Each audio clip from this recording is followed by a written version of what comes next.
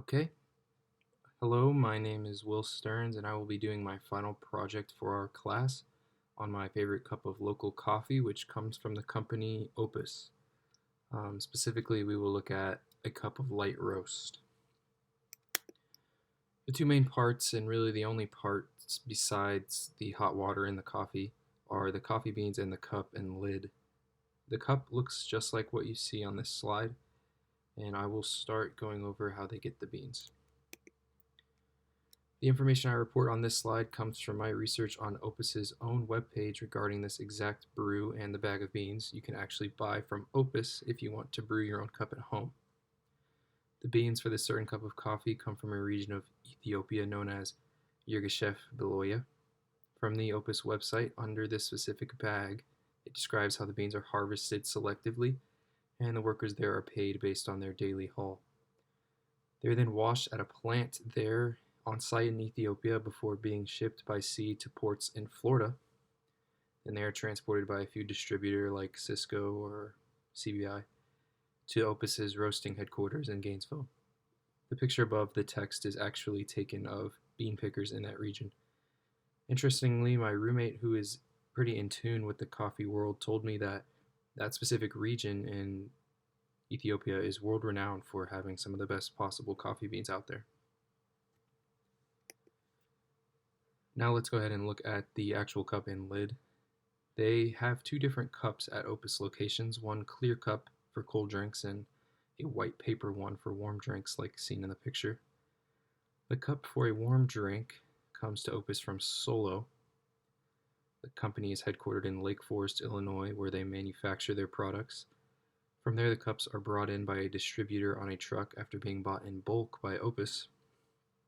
The lid is also stamped with the Solo logo, along with some identification numbers. The plastic and paper materials used to manufacture the cup by Solo are harvested within the country. The sleeve on the cup is made in the USA by Bright Vision, a company that specializes in paper coffee sleeves. So unlike the beans, Opus goes to more than one source for its full cup product. Looking at the business itself, Opus was co-founded in 2003 in Gainesville. They have experienced a lot of growth in the last few years, thanks in part to a location being built at Shands in the main atrium. The main customer base is students and faculty at UF. From a 2015 annual report, which was the latest I could find online, we find that they have 4 small locations in town, so now they have 8 in reality. 35 employees at the time and 20% increase in sales that year. Over 500,000 customer interactions, and they had just begun a partnership with the Gainesville Compost Company. The numbers here have today likely doubled. The business closed briefly during the pandemic's early stages, but has since returned to normal operations within the limited capacity restrictions. Opus benefits from the globalized economy, which we covered in a module for class. Through specialization, they are able to get high-quality constituent products like coffee beans and their cups outside of the domestic economy.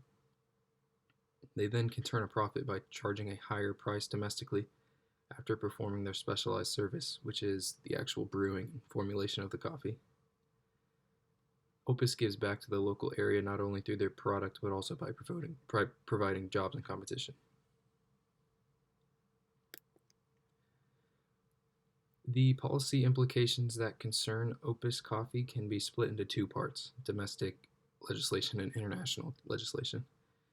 The big ticket item for any U.S. firm to follow regarding African trade is the African Growth and Opportunity Act, which basically sets outlines for which countries in Africa are eligible to be traded with by American companies. Opus gets its beans for the light roast from that region in Ethiopia, which is one of 38 eligible African countries. As of 2003, the portion of total U.S. trade that Sub-Saharan Africa accounts for was only 1 to 2%. It has increased some since then thanks to this African Growth and Opportunity Act, which has been extended and authorized until 2025 at the moment. From 2001 to 2013, exports under the African Growth and Opportunity Act increased from 7.6 billion to 24.8 billion. Domestically, Opus must be in line with the state legislation regarding businesses. Um, One of those, for example, would be Florida's corporations laws and antitrust laws. Laws like these are meant to keep businesses in line morally, economically, and fairly, all while still promoting the tenets of capitalism like free trade and opportunity. Well, thank you for listening. I hope you enjoyed the short presentation and that you learned something new. God bless.